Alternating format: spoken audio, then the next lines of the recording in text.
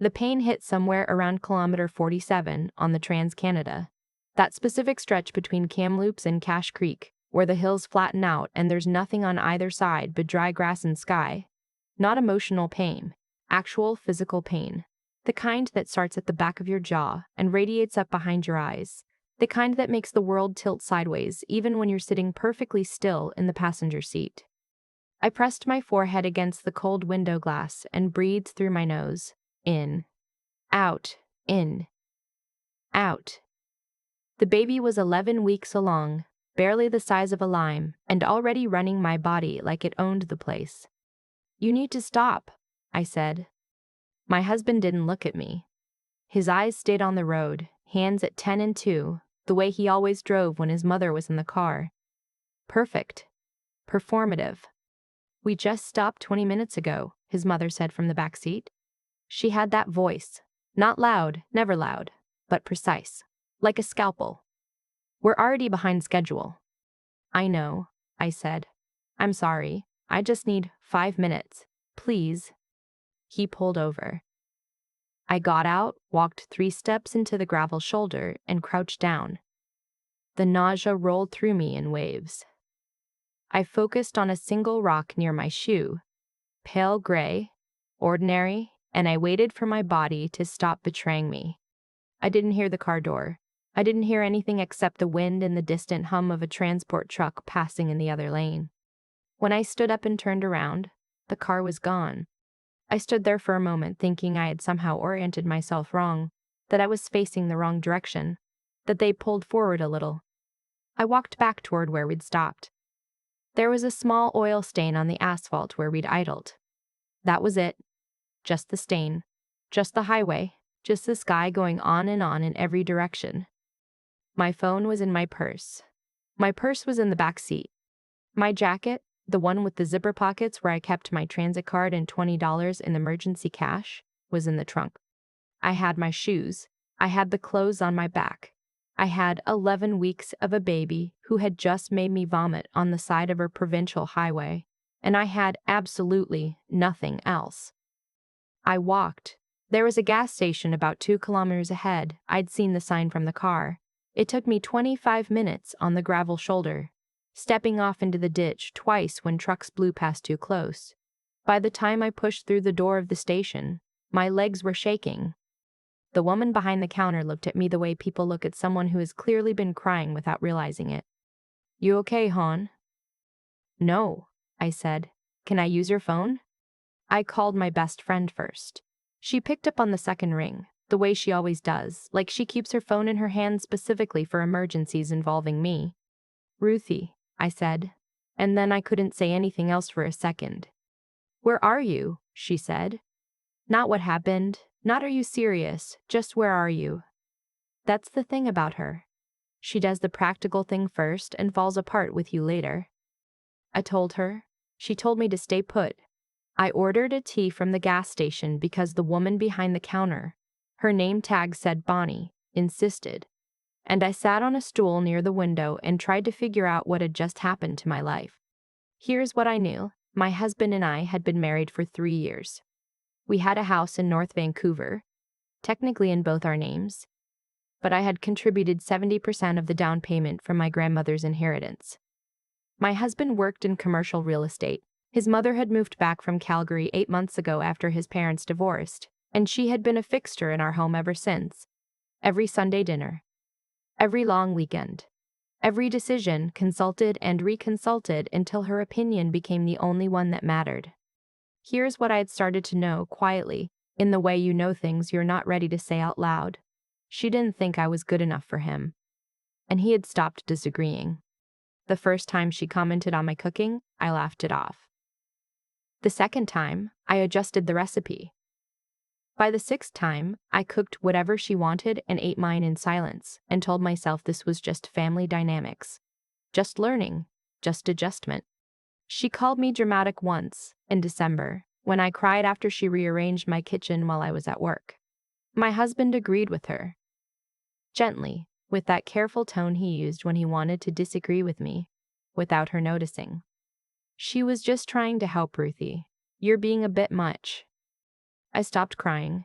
I reorganized the kitchen back the way I had it. I said nothing. But I started paying attention to the quiet arithmetic of our marriage. What I gave, what I received, what was said to me, and what was expected of me and what was expected of me in return.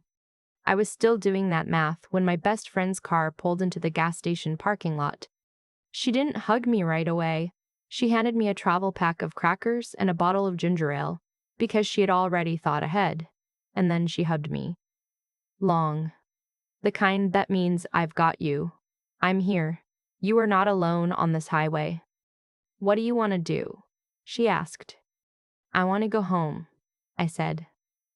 We drove 2 hours back to North Vancouver. My best friend talked about nothing important the whole way. Her cat, a new restaurant she'd tried in Gastown, a story about a parking ticket she was contesting. And I understood she was keeping me company without making me explain anything yet. I loved her for it. We pulled into my driveway at 6:15. My husband's car was already there. I had a spare key, not in my purse, not in my jacket, in my coat pocket, the old winter coat I'd been wearing earlier that morning before the sun came out and I'd switched. It was the coat I'd grabbed on my way out the door, the one I'd left in my best friend's back seat 2 weeks ago when she drove me home from yoga. Still there, still with the key. That detail matters, because everyone always asks how I got in. That's how. My best friend waited in the driveway. I walked through my front door. My mother-in-law was at the kitchen island, making tea like it was her house. My husband was on the couch, phone in hand, looking at me with an expression I didn't recognize. Not guilt. Something flatter than guilt. Relief, maybe. Like he'd made a decision and was glad to have it behind him. We need to talk, he said. Sure, I said. I didn't sit down. I stood in the entrance of my own living room in my own house, and I looked at these two people and I waited. This pregnancy has changed you, his mother said. She didn't look up from her tea. You've become very difficult to be around. I've become difficult, I repeated. You've been emotional and demanding, and it's affecting all of us. Your husband needs support too, Ruthie. This is his child as well. I looked at my husband. He was looking at the floor. Is that what you think? I asked him. He looked up, and what I saw in his face was not the face of someone who was about to defend me. It was the face of someone who had already chosen a side and was just now realizing I could see it clearly. I think we've both been struggling, he said. That sentence. That careful, balanced, cowardly sentence. I went to the guest room, not the master bedroom, our bedroom, because I didn't want to be in that room, in that bed, next to him. I sat on the edge of the guest bed, and I looked at my hands for a long time. Then I picked up the landline, the one we kept for emergencies, plugged into the wall in the hallway outside the guest room because we'd never gotten around to canceling the service, and I called my cousin. My cousin is a family lawyer, has been for 12 years. She practices out of Burnaby. We are not close in the daily calls kind of way, but we are close in the way that matters. She is honest with me and I trust her completely. I told her everything. The car, the highway, the gas station, the house, the down payment, the documents, the 3 years. She didn't interrupt. When I finished, she said, "Okay, can you get to me by 9 tomorrow morning?" "Yes," I said. "Bring anything with your name on it related to the property. Bank statements if you have them. The original transfer documents if you can access them." "I have them," I said. I knew exactly where they were because I had organized the filing cabinet myself, the previous spring, when I'd realized that I was the only one of us who knew where anything important lived. "Good," she said. "Get some sleep. You're going to be fine." I didn't sleep. I lay in the guest room and listened to my husband and his mother talking in low voices in the kitchen for 2 hours. I couldn't hear the words. I didn't need to. I already understood the gist. At around 11, my husband knocked on the guest room door. "Ruthie, can we talk?" "Tomorrow," I said. "My mom thinks it might be better if you stayed somewhere else for a while. Just while things settle." I absorbed that, my mom thinks, not I think. My mom. "This is my house," I said through the door. I'm staying in it. Silence. Then footsteps retreating down the hall. I didn't sleep. At 6 in the morning I got up, showered in the guest bathroom, and dressed in clothes from the emergency bag I had learned, over the past year, to quietly assemble. Not because I had planned to leave. Because something in me had started keeping options open. I made myself toast. I sat at my own kitchen table and I ate it slowly and deliberately, and when my mother-in-law came downstairs at 7:15 and stopped dead in the kitchen doorway, I looked at her calmly. "Good morning," I said. She said nothing. She went back upstairs. At 8:30, my husband appeared. He was dressed, which meant he'd slept, which I found interesting. He poured himself coffee. He sat across from me. "I think we need to talk about separating," he said. "Okay," I said. He blinked. I think he expected tears, or begging, or the particular variety of devastation that would let him stay in control of the conversation. "We should discuss the house," he said. "We should," I agreed. "My mother thinks—" "I don't actually care what your mother thinks," I said, "about my house." Something crossed his face. "Our house." "My grandmother left me $240,000, I said. "I put $200,000 of it into the down payment on this property. I have the transfer records, the bank statements, and the original purchase documents. My name is on the title." "We're both on the title." "We are," I said, "which means my cousin will need to see all of it when I meet her at 9. He went very still. "Your cousin?" "She's a family lawyer. Been practicing in Burnaby for 12 years. She's expecting me." He set down his coffee mug. He picked it up again. He was running calculations. I could see it happening behind his eyes. The same way I had been running calculations for months, except I had a head start. "You were planning this," he said. "I was protecting myself," I said. "There's a difference." I drove myself to my cousin's office. She had coffee ready.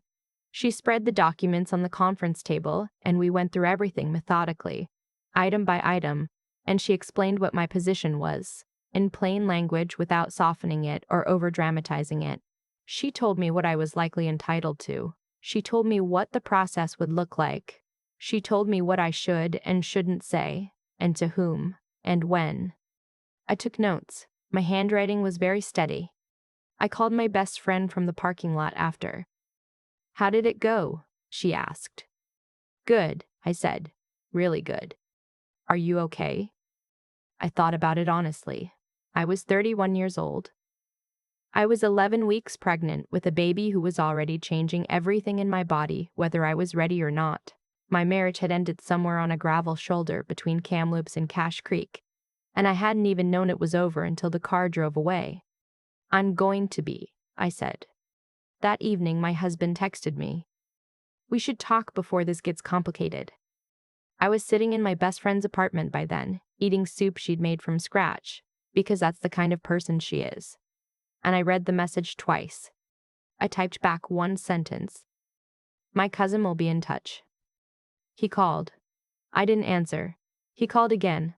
I didn't answer. He texted 3 more times over the next hour, each one escalating slightly in its sense of urgency, each one assuming I would eventually respond in the way he was used to me, responding accommodating, gentle, trying to smooth things over. I put my phone face down on my best friend's coffee table, and I finished my soup. What happened over the following weeks was not dramatic in the way people sometimes expect these stories to be. There were no screaming matches. There were no grand gestures. There were lawyers and documents and long phone calls and the specific exhaustion of dismantling a life you'd spent 3 years building. There were days when I sat in my car in the parking lot of the midwife clinic and cried before I went in, and days when I felt something that I can only describe as clarity, cold and clean and a little frightening. The house was the main thing. It took time. My cousin was patient and thorough and relentlessly good at her job. The documentation of my contribution was clear. The outcome reflected that. I stayed in the house. My mother-in-law called me once, in the middle of all of it. She said she hoped I understood that she had only ever wanted what was best for her son. I said I understood that completely.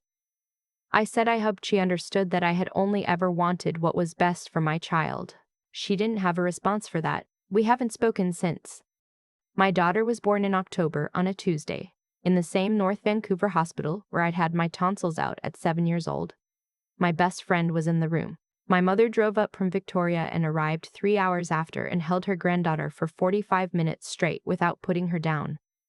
My cousin sent flowers, yellow, because she'd remembered I'd mentioned once that I liked yellow. My daughter has my grandmother's nose, I think. Or maybe I'm just looking for her. I didn't name her after anyone. I named her something that I had always liked. A name that belonged to no one in my history and nothing in my past. Something that was only hers, only forward-looking, only new. There's a photograph on my kitchen windowsill. The kitchen I reorganized back to the way I like it, with the mugs on the left and the cutting board standing upright in the rack on the counter, of my daughter asleep in the sunlight. She is 2 weeks old in the photograph. She has no idea yet about gravel shoulders or car keys in coat pockets or the particular kind of courage it takes to eat toast at your own kitchen table and say good morning to someone who would rather you weren't there. She doesn't need to know, not yet. But I do, and I am not going to forget it. I think about kilometer 47 a lot, not with anger anymore. That passed somewhere around month 4 of the pregnancy, when I was too tired to carry it, but with a kind of quiet attention, like the way you look at a scar that's healed cleanly. You don't regret having it, you just notice what it cost you. What happened on that highway was cruel. I want to say that plainly, without dressing it up. A pregnant woman was left on the side of a road by the 2 people who were supposed to be her family, and that was wrong, not complicated, not a miscommunication. Wrong. But here's what I've come to understand about that afternoon. It didn't break me, because I had already, quietly, without fully realizing it, been building something in myself that couldn't be broken that way.